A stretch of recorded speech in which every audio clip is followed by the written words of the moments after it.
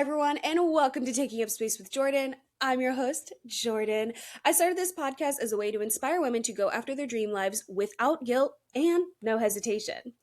Last week, we talked about my 100th episode, and I'm kind of still living off that high because what do you mean I've done 101 episodes after today? But I really wanted to break down a segment that I talked about, which was basically building your board of directors. But if you haven't had the chance to go and check out that episode, please go do so on Apple Podcasts, YouTube, Spotify. Honestly, watch it on all platforms. Help a girly pop princess and drive that viewership up. Okay, thank you.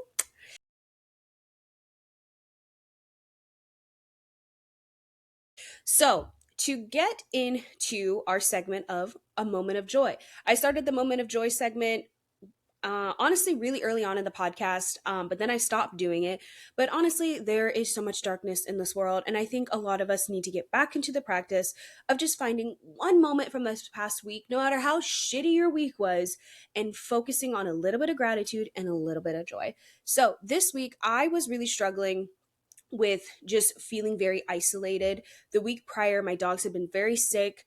I'd gotten a lot of rejections and bad news, and I've just had my nervous system all out of whack and not able to just focus on me, even just for like 24 hours. So, because I have such a strong and beautiful community, I was able to rely on the people around me to help take care of my dogs and to help create that space that I needed. So I was able to go and visit my mom, who was visiting up in, got a dog here, uh, uh, able to go and visit my mom up in Everett and just stay at her hotel basically for less than 24 hours. But basically, just didn't have to focus on my dogs, didn't have to have my cat sitting on my throat. And I was just able to wake up the next morning, not focus on what their needs were, and just do what I wanted to do, which was get some coffee and hang out at a coffee shop all day and work on line editing my book. Which, little plug here, I'm going to keep plugging this because I do believe that I will be closing the beta readers by the end or by the end of the first week of March. So if you are interested in being a beta reader for a new romance book, it's a contemporary romance. It has no fantasy, even though that's typically what I read, but apparently that's not what I write. But it's a comedy, and there's a lot of fun in it. There's a lot of bits and pieces of my life and people from my life that are in it. And I think it's a pretty good book. But anyways, if you want to sign up to be a beta reader, you can do so at www.takingupspacewithjordan.com. You can follow the link down below. It's on my website. I think it's in all of my social profiles and everything. So if you want to, go ahead and check that out.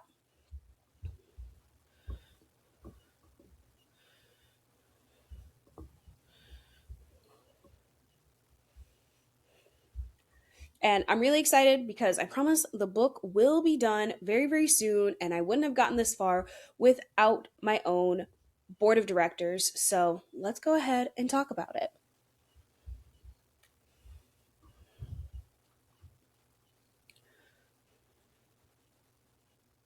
So I think of the board of directors as your most sacred circle of people. You can call them your coven, your besties, your tribe, whatever you want. But I like to think of my sacred circle as my board of directors. They may not all meet up together, they may not even know one another, but to me, they are the people that I trust, love, and support, and they return it. Your board of directors should and should not be a few things. Firstly, your board should support you, your dreams, and your goals. That seems like a pretty standard thing when it comes to those types of people. And you should also support their dreams and their goals, even if you don't fully understand them. But these are not a group of people that are there to be poking holes in your dreams. They might ask some fair questions like, are you going to be able to support yourself financially? Or are you sure? But they're not going to be the type of people that are going to be like, I don't think that's a good idea, or anything that's in that realm. These are the type of people that are going to put your heart and your well-being first. Your board of directors should not be yes people. So yes, they support your dreams, but they are not going to just go along with every single thing you say and be like, yes, queen, yes, yes. No, you need a few people in your life that can tell you no. You need a few people in your life that can kind of just rein you back in. I especially need these types of people because I have the unfortunate fantasy world in my head where everything always and will work out for me without like thinking through sometimes all the things that could potentially go wrong. And so I need some of these people in my life to be like, hey, hey, hey, slow down. Let's talk this out. Let's start over on that. Your board of directors should have some discord. So there should be some pushback. They shouldn't always be saying yes and agreeing to every single thing that you say. And this is not about fighting or arguing, but discord about varying ideas and points on life. We don't want to be in an echo chamber. Now, there is, of course, a time and place over some charcuterie and wine where you're going to go back and forth saying, yes, you're so right for that. That's so true. But your board should be able to push back on you, and you should also be able to push back on them and it be okay. And honestly, it should be better than okay. It should be expected because these are the people that you trust that know everything about you. And within my own board, I have my bestie, my ma, my dog mom bestie, and believe it or not, I do actually have a dude in that board of directors. But he's basically a girl, in my opinion, for me. But my board is diverse and they hardly ever meet each other, I'll be honest, but they all know each other in the same shape or form. I consider this my board because I can be true and honest with them. I can stumble in front of them, I can panic, I can laugh too loud, I can tell a joke that's probably a little inappropriate, but they still laugh, they hold me, and they support me. Oh,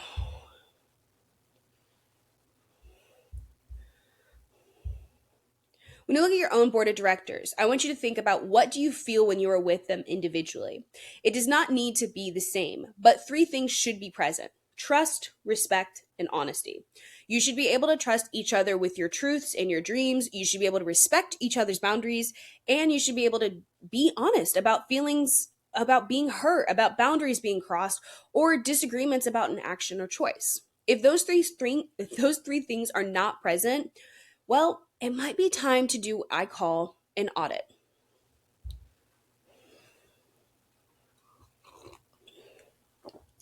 Now, to be clear, an audit is not about perfecting your friends and pointing out their flaws and all the ways that they did or did not support you. That is not what this is.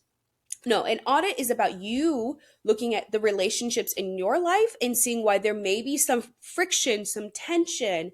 Maybe you are feeling disconnected or distant, or maybe you find that you want to be closer with an individual. Auditing your relationships is a two-way street though. If you choose to tell someone from a place of respect, honesty, and trust that you are feeling disconnected, don't just leave it at that. Because what is another individual supposed to say to that? If your friend walked up to you today and was like, hey, I'm feeling disconnected, what do you mean you're feeling disconnected? In what way are you feeling disconnected? How? So basically, you need to be able to provide not necessarily receipts, but put yourself in the other person's shoes and really think through the how, the what, and the why of the situation. Maybe you have a friend that's been hyper focused on a new relationship and you are feeling a little set aside. Maybe you have been the one that's more focused on work and not prioritizing your friend. Whatever it might be, it is a two-way street of friendship, and it's not always just going to be one-sided. So if you come to your friend instead and say, hey, I'm feeling disconnected, they're going to maybe go on the defense. They might be upset that you're feeling disconnected because they've not been feeling that way. Come from a place of, hey, I know that you've been super focused on your new relationship, and I love that for you, but I was wondering if maybe we could try to spend some time together. I'm feeling a little disconnected, and I just want to, just make sure that we're still on the same page with our friendship and everything. Doesn't that sound a little bit easier for someone to digest versus just, hey, I'm feeling disconnected, or hey, since you got into that new relationship, I just feel like we don't hang out anymore. No, you're not trying to put your friend on the defense. You're not trying to feel like they have to defend their new relationship, or where they're spending their time. And it could be that, hey, it might need to be pointed out. Hey, it seems like you're occupying a lot of your free time with your new relationship, which sometimes happens. But almost just dropped my coffee. But the point is, we're not going to be putting someone on trial when it comes to telling somebody, hey, I miss you. Because that's what you're saying. When you say that you're feeling disconnected, you're saying, I miss you. We haven't had the real time to catch up, and I miss my friend. When you come from that place, you're giving them the opportunity to say, hey, I miss you too. And then for them to realize on their own, we haven't been hanging out. I have been monopolizing a lot of my time with my new relationship or my job or whatever it might be, and allows them the chance to basically take the hand that you're holding out. Because the goal isn't to guilt trip somebody into showing up. The goal is to be honest enough to give the relationship a chance to adjust. Because here's the thing, life is always going to have things that are going to change. Your relationships are going to develop. You're going to have friends that go off and get married and have kids, or go on the path of having this super high priority job or whatever it might be, but your paths are going to divert. But that doesn't necessarily mean that your relationship has to end with that person.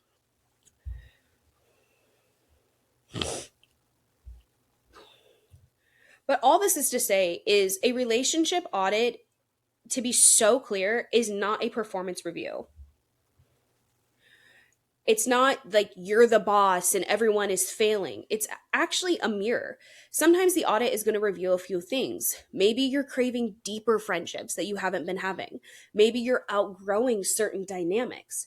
You're burnt out and isolating. You've been doing the I'm fine thing so hard that nobody even knows that you're not fine. A relationship audit is actually about more about you than it is about the actual relationships in your life, because an audit is about gaining information. Again, we are not putting on anyone on trial here. We are not trying to see who was the better friend versus this person, because that's you being a shitty friend. Full disclosure, it is. Sorry. We all go through moments of life where we are going to have different priorities, but being an adult means understanding that and still being able to say, please make time for our friendship.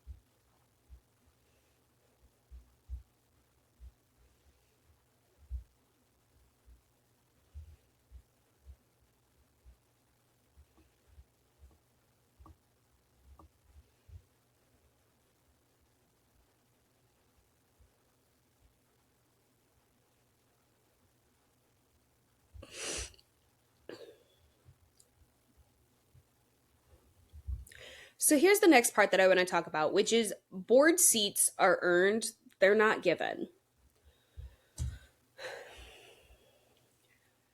And this part will probably sting a little, but you have probably already felt this or been through this before. Just because someone has been in your life a long time does not mean they deserve a permanent seat on the board. Length of friendship is not the same as quality of friendship. Some people are good time friends, some are history friends, some are we grew up together friends, or I love you, but I don't trust you with my dreamed friends.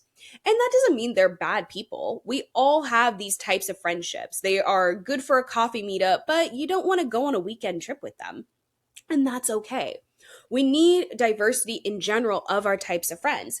And it doesn't mean that maybe one day that friendship could or could not deepen, but maybe you do want that friendship to deepen or whatever it is. But doing the audit and checking in on where you are with different friends is important, again, not for the perfection of friendship, but actually for security and safety within the relationships that you already currently have. So, how do you build your board of directors?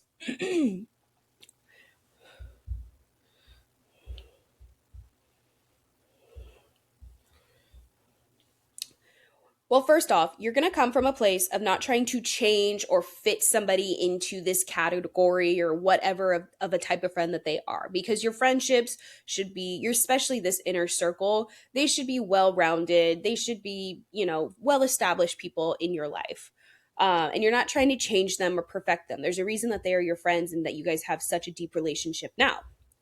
Because, as always, perfection is a myth that was built on the ass crack of the patriarchy, especially for women. So do not try to change your friends because of the or based off of how they look or based off of what their job is or what this or, like no. Your friends are your friends and no one is perfect. So lose that mindset now before you attempt doing a relationship audit. If you are coming from a place of, well, she's not really like that pretty, get out of here. No, you're being a shitty friend. That's not a relationship audit. That's just you being a jackass. And honestly, you probably shouldn't be that person's friend if you're talking behind their back. Because we are not looking for flaws here. We are looking for connection. So, step one, pretty simple. Make a list of names. This is not your whole phone contact list. This is just the people that you've leaned on or consider leaning on. This can be 3 people, this can be 30. Whatever it is, write their name down and then ask kind of these 5 questions very loosely for each person. And it kind of should be like a gut reaction to these people. You shouldn't really have to sit here and think about how you feel about this person. You should kind of know already. The first question is, do I feel emotionally safe with them? Do they celebrate me without making it about them? Do they respect my boundaries without punishing me? Can I be honest without fear of it being used against me? And finally, do I leave feeling lighter or heavier? And if the answer is heavier every single time, that's not your board member, babes. That's an energy expense that you do not need to be expending. Because there are going to be those friendships where maybe somebody's life is just really hard and really tough right now and you find that you are not skilled enough to be there to support them. You can find ways to support them without abandoning them. And I think that's more and more not what's the right phrasing here. I think a lot of us feel like if we cannot meet the needs of somebody else, that we automatically are not going to be a good friend for them. But I don't think that's necessarily the case. Sometimes a person just needs a sounding board. Sometimes that person just needs you to send them a joke that day. Bare minimum stuff, but that can change the course of somebody's day. So just because someone's life is a little heavy, I want you to just kind of think on that one a little bit. That's probably the only question that I would say, because I know for a lot of my friends right now, they probably do leave me feeling a little bit heavier because there's just some things that are going on in my life right now that are unfortunately more on the negative side than the positive. I'm hoping that changes soon, but just as a little caveat. Next, I want you to choose your 3 to 5 core seats. Again, metaphorical seats. These are going to be the people that are your actual board. Not because you don't love the other ones, but because your inner circle should be intentional, not inherited. And finally, strengthen the seat with communication. If you want someone closer, you might have to say that. And I know that's terrifying, but if you want to be closer to someone than you have, then let them know that. You can literally just say, "Hey, I want to be closer to you. Can we hang out more?" Or just, "I always love spending time with you. I feel lighter around you." I know that sounds corny as hell, but if it's true, who cares? Friendships are built off of more than just vibes. There has to be honesty and intention. And so what happens when the audit reveals maybe it's time to let someone go?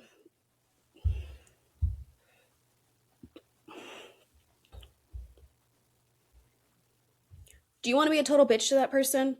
No. Instead, you make a choice to be honest and also understand that outgrowing somebody does not make you a bad friend or make them a bad friend or disloyal in any way. It just means that your paths are separating for now.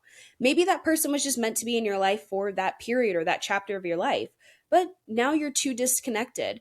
And it might be that you don't want to form that connection again.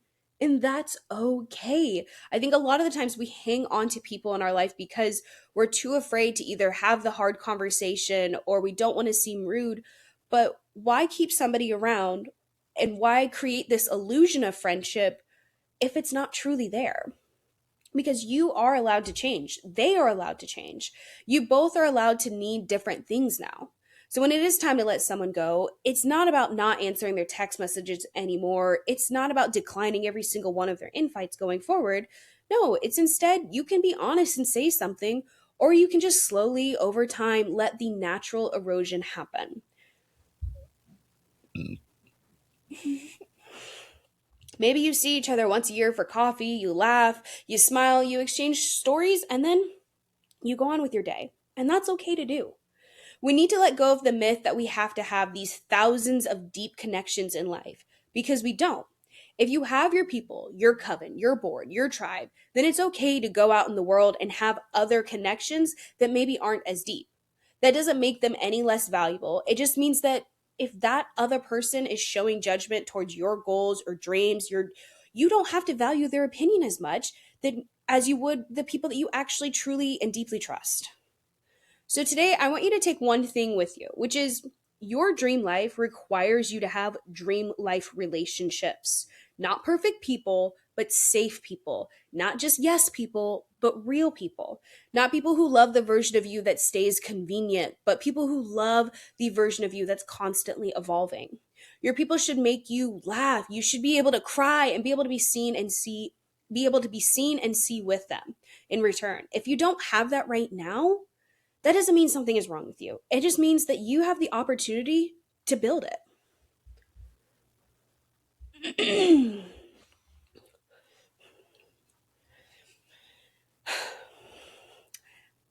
Thank you so much for listening to Taking Up Space with Jordan. If you enjoyed this episode, please like, share, send to a friend. Maybe you both need to be doing an audit right now over your relationships. Maybe we're at the beginning of the year, beginning of 2026. It's always a good time to check in and see what's going on with your friends. And I also think doing a relationship audit allows you to also see where maybe you have been slacking in some of your areas of life. It's a great time to always look and reflect. You can do this at any point in time in the year. Just come from a place of trust, honesty, and love. Don't try to perfect your friends. Don't try to point out their flaws, but simply just try to think of the connection that you could be making with somebody. Wherever you are in the world, I hope that you are allowing your dreams to take up space in your life, and I hope that your pillows are cold, your pets are doing what they need to do, and have a good rest of your day wherever you are in the world. Kisses!